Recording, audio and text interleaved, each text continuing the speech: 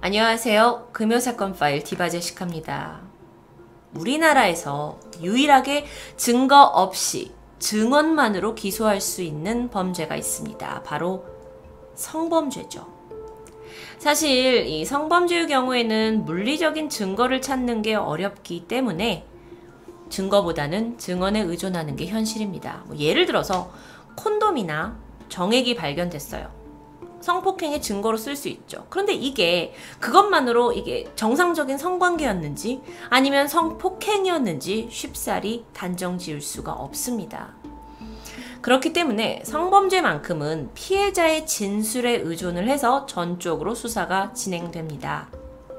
그런데 이런 점을 악용해서 억울한 사람에게 누명을 씌운 아주 끔찍한 사건이 곡성에서 있었습니다. 2015년 12월 30일, 몇 년 전이죠. 전라남도 곡성군에서 사업차 잠시 이곳에 머무르고 있던 A씨에게 갑작스럽게 같은 빌라에 거주하고 있던 한 여성이 찾아오더니 난동을 부렸습니다. 그녀가 막 소리를 지르면서 말해요. 당신이 내 조카 성폭행했잖아! 큰 소란이 일어났고 A씨는 황당하죠. 하지만 저 여자가 술에 취했나? 헛소리를 하나? 라고 단순히 생각을 했고 경찰이 오게 됩니다. 그런데 이때 그 뜬금없게 들리던 헛소리, 당신이 내 조카 성폭행했잖아! 라는 말 한마디로 인해서 A씨는 피의자로 지목을 당했고요. 2016년 11월 30일, 1년 후에 장애인 성폭행 혐의로 구속됩니다. 일단 그 A씨의 구속 소식을 듣고 그의 딸이 아버지를 찾게 되는데요. 너무나 억울했던 A씨는 나는 그 조카라는 피해자 얼굴도 모른다. 일면식이 전혀 없다라고 막 설명을 하게 되죠. 그런데 이상하게도 모든 조사와 재판 과정에서 이 A씨의 항변은 묵살됩니다. 딸과 가족들은 아버지를 위해서 구속 적부심, 그러니까 이 구속이 과연 합당한지 법원에 재검토를 해달라라는 걸 신청하는 건데요. 그리고 또 현장 검증도 신청하게 돼요. 근데 법원에서는 그럴 필요 없어요. 현장이 너무 멀어요. 이 두 이유로 두 개 다 모두 기각해버립니다. 결국 A씨는 현장에서 신고를 받고 구속이 되고 나서 1년 4개월 만인 2017년 3월에 1심에서 징역 6년을 선고받게 되죠. 그렇다면 이 사건의 진실은 무엇일까요? 무엇보다 이 A씨에게 성폭행을 당했다고 주장하는 피해자, 그 조카, 그녀는 누구일까요? 2015년 12월 30일 곡성의 빌라로 돌아가서 그날의 사건을 다시 시작해보려고 합니다. 외지인으로 묵고 있었던 A씨는 타깃이 되었습니다. 당시 A씨가 머무르던 빌라에 거주하고 있던 50대 여성, 그녀가 A씨를 타깃으로 지목하게 된 거죠. B씨라고 할게요. 그녀를. B씨, 그녀는 2급 지적장애를 가진 10대 조카딸 C양과 함께 살고 있었습니다. 그러니까 고모 B, 조카 C예요. 그녀의 주장은 이 A가 우리 조카딸 C양을 2014년 여름부터 2015년 12월까지 계속해서 집과 모텔 등으로 데리고 다니면서 성폭행을 했다고 주장했던 겁니다. 그리고 나서 신고를 받고 경찰이 왔고 일단 C양을 불러서 조사를 하게 돼요. 그러면서 C양도 네, 제가 A씨에게 성폭행을 당한 것이 맞습니다. 라고 고백하게 되죠. 근데 이상한 점이 있었습니다. C양이 사건 경위를 진술을 하는 데 있어서 일관성이 없는 부분이 있어요. 이랬다 저랬다. 진술을 번복하기도 합니다. 수사기관은 이때 C양이 2급 지적장애가 있잖아요. 그러니까 충분히 일관성이 떨어질 수 있죠. 라고 당연히 받아들였고요. 그 진술을 그대로 채택해버립니다.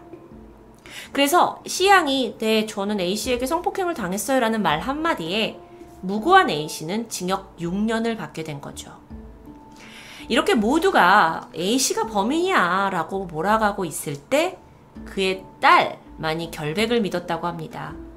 수사가 도저히 이상해, 미흡해. 그래서 혼자 아버지의 결백을 증명하기 위해서 당시 임산부의 몸으로 백방으로 뛰어다니게 되죠. 막 증거들을 모으기 시작합니다. 정보를 수집하던 딸이 이상한 걸 또 발견해요. 그 C양이 A씨가, A 아저씨가 성폭행을 날 여기서 했다라고 지목된 모텔이었습니다. 이 모텔에는요, CCTV가 버젓이 존재합니다. 근데 경찰에서는 그 CCTV, 그러니까 두 사람이 들어간 정황이 있는 어떤 CCTV가 있는 게 중요하잖아요. 근데 그 영상을 확보하지 않았어요. 이게 모텔 안에만 CCTV가 있는 게 아니라 주변에도 다수의 CCTV가 있었습니다. 근데 경찰은 단 한 군데의 CCTV도 확인하지 않았던 거죠. 이 사건은 제보자 또는 PD수첩에서도 이미 다뤄진 사건입니다. 그래서 PD수첩이 수사 관계자한테 당신들 이거 CCTV 안 걷어가지 않았냐 라고 알리니까 경찰이 하는 말이 우리가 이미 모텔에 연락을 했다. 근데 CCTV 저장 기간이 일주일이라고 하더라. 그래서 당연히 일주일이 지났으니까 우리는 확인하지 않았다 라고 말합니다. 그런데 반전이 있었죠. 모텔의 주인의 입장은 달랐습니다. 무슨 소리냐? 난 경찰이랑 통화한 기억이 아예 없다라는 겁니다. 게다가 결정적으로 이 모텔의 CCTV 저장 기간은 일주일이 아니라 4개월이었어요. 충분히 A씨가 진짜 범인이었고 성폭행이 일어났다면 CCTV 확인을 해서 확보할 수 있는 영상이었던 거죠. 경찰은 이런 시도조차 하지 않았던 게 드러납니다. 또 딸이 조사를 해보니까요, 이 피해자라는 C양의 말에도 모순이 많았습니다. 먼저 C양은 저 A 아저씨가 나를 차로 데려가서 성폭행했다 라고 주장을 했는데, 문제는 그 차량의 내부가 어떻게 생겼는지에 대해서 묘사를 못하는 겁니다. 또 A씨가 지난번에 나를 모텔로 데려가서 성폭행했다라고 한 날이 있었어요. 어떤 날에, 이 날에 뭐 18일이라고 합시다. 그럼 18일날 나를 가서 했는데 알고 보니까 그날 모텔은요, 내부 공사 중이었어요. 그래서 손님을 받지 못했습니다. 이상하죠?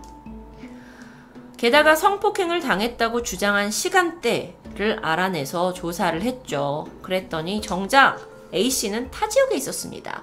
그래서 딸이 지금 이런 증거들이 많이 있고 성폭행을 당했다는 날에 우리 아버지가 아예 이 동네에 없었다라는 걸 증명하면 될 것이다. 어떻게 할까 생각을 하다가 도로 CCTV 그리고 톨게이트 체크 내역 이런 게 있겠구나. 그래서 이거를 확인해 달라고 경찰에 요청합니다. 그런데 경찰은 그 의견을 묵살했죠. 이게 찾기가 그렇게 어려운 증거가 아니었습니다. 그냥 해당 시간대에 정확한 시간대가 있으니까 그 시간대에 CCTV를 보면 되는 일이에요. 그럼 A씨가 범인이 아닐 수도 있다라는 것을 금세 추정해낼 수 있겠죠. 그런데 수사기관은 C양의 진술이 이미 있었고 우리는 뭐 범인 거의 정해놨어 한 상태였기 때문에 추가적인 조사를 하지 않았던 겁니다. 문제는 계속됩니다. 일단 이 C양의 진술 과정에서 전문가에 따르면 성범죄는 피해자 진술이 제일 중요하죠. 그래서 최대한 많은 진술을 받아야 합니다. 아니 근데 C양의 진술 내용을 보니까 이제 뭐 조사자가 또는 경찰이 어떤 질문을 했고 거기에 네, 아니요, 네, 네, 아니요 정도로만 대답하는 수준이었던 거예요. 그러니까 질문 자체가 범인을 정해놓고 유도 질문을 했다면 꼼짝없이 경찰의 방향대로 범인이 특정 지어지는 겁니다. C양이 비록 지적장애이긴 했어요. 하지만 충분히 말로 상황을 전달할 수 있는 사람이거든요. 그럼에도 불구하고 C양이 번복되고 일관되지 않은 진술에 대해서는 이건 지적장애가 있어서 어쩔 수 없다라는 걸로 연결지어버렸죠. 그 외에는 모두 유도 질문으로 조사가 진행됩니다. 정말 답답한 사건입니다. 사실 우리가 그동안 금요사건 파일을 통해서 만났던 많은 사건들은 이제 지적장애 아이가 뭐 피해자였고 안타까운 상황인데요. 여기서는 이제 그 반대의 상황인 거죠. 근데 이 사건이 여기서 다가 아니에요. 좀 더 아셔야 될 게 있습니다. 아버지의 결백을 밝힐 증거를 찾아서 다니던 A씨의 딸이 마침내 C양과 만나게 돼요. 그리고 C양과 진솔한 대화를 하게 되는데 그때 드디어 사실 저는 당신의 아버지에게 성폭행 당한 적이 없습니다 라는 그 기다리고 기다리던 고백을 진술을 듣게 됩니다. 그런데 문제가 하나 더 있었어요. C양이 이때 진실을 털어놓게 된 거죠. 사실 그녀를 성폭행한 사람은 그녀의 고모부였습니다. C양과 함께 살고 있던 그녀의 고모 B씨 기억하시죠? 그리고 B씨의 남편 고모부. 애초에 A씨가 이 성폭행을 했다라고 신고한 사람도 고모였습니다. 그리고 조카에게 거짓으로 진술을 하게 한 사람도 고모였죠. 고모는 고모부와 함께 이 C양을 양육을 했는데 지적장애를 가지고 있는 이 아이를 키우기가 힘들었는지 조카에게 폭행을 종종 일삼았다고 해요. 그리고 심지어 고모부는 강간까지 자행합니다. 성폭행이 이뤄진 후에 조카에게 푼돈을 쥐어주기도 했다고 하는데 또다시 그 돈은 고모가 가져가게 되죠. C양에게 고모와 고모부는 공포의 대상이었습니다. 그러다가 고모가 이 장애를 가진 C양을 이용해서 합의금을 타내기 위한 범죄를 계획하게 되고 조카한테는 야야 너 경찰들이 물어보면 저 A 아저씨 알지? 저 아저씨가 널 데리고 1년 전부터 모텔 데려갔다고 해. 저 아저씨가 너 성폭행했다고 해? 라면서 세뇌시켰습니다. 그리고 나서 만약에 이걸 내 말대로 하지 않으면 너를 장애인 센터나 감옥에 보내겠다고 협박하죠. C양은 두려웠기 때문에 결국 고모가 시킨 대로 할 수밖에 없었을 겁니다. 그렇기 때문에 C양의 진술에는 일관성도 신빙성도 없었던 거죠. 그러다가 C양이 마침내 용기를 내게 됩니다. 사건 이후에 고모 집을 나왔어요. 그러면서 한 남성과 사실혼 관계를 유지하고 살고 있었다고 해요. 그러다가 이제 그 A씨의 딸을 만나서 사실을 말하게 되고 2017년 9월에는 A씨의 항소심 재판에 증인으로 출석합니다. 그리고 나는 A씨에게 성폭행 당한 적이 없다. 나를 성폭행한 사람은 고모부다. 라고 양심 고백을 하게 됩니다. 알고 보니까 사실 고모랑 고모부가 이런 합의금을 받아내기 위해서 범죄를 계획한 게 이번이 처음이 아니었다고 해요. 고소가 몇 번 있었던 거죠. 다른 사람, 일반인들한테도요. 근데 이제 사실은 그 C양은 다른 사람에게 성폭행을 당한 적이 없습니다. 고모부 외에는요. 근데 무서우니까 거짓말을 했던 거죠. A씨는 결국 억울한 11개월의 옥살이를 끝내고 보석으로 석방됐습니다.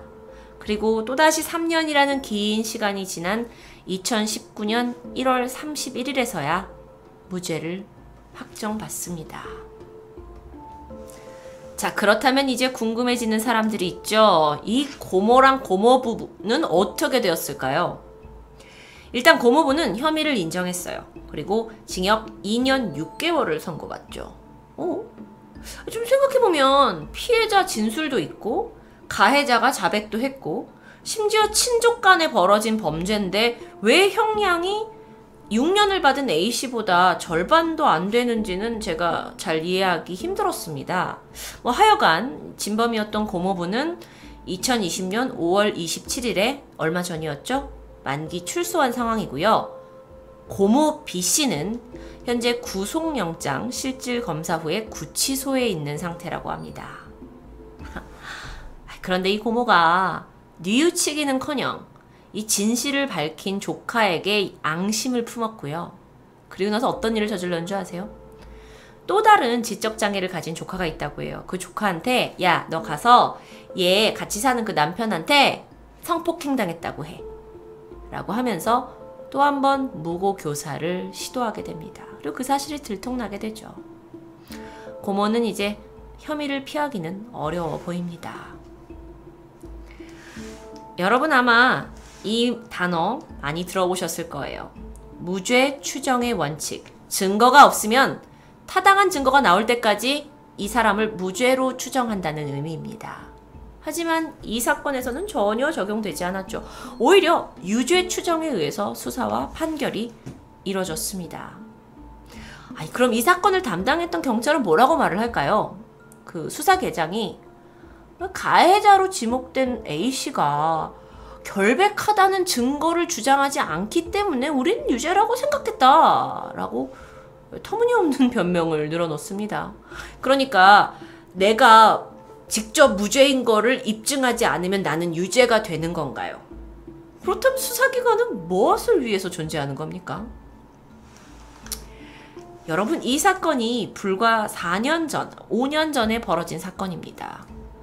곡성 강간 무고 사건. 이건 정말 누구나 피해자가 우리도 피해자가 될 수 있다라는 생각에 정말 더 섬뜩했는데, 그 B씨 고모 부부처럼 성폭행이 증언에 의존한다는 사실을 악용하는 사례가 앞으로도 늘지 않을까 걱정됩니다. 물론 성범죄에 증거주의 채택을 한다는 것이 좀 어렵다라는 건 충분히 이해하지만 오로지 진술에만 의존하는 기존의 수사 방식이 과연 앞으로도 최선일까라는 의문이 들었는데요. 분명 같은 사건이 결코 재발하지 않도록 대책을 강구할 필요가 있어 보입니다. 여러분의 생각은 어떠신지 댓글로 남겨주세요. 금요사건 파일 디바제시카였습니다.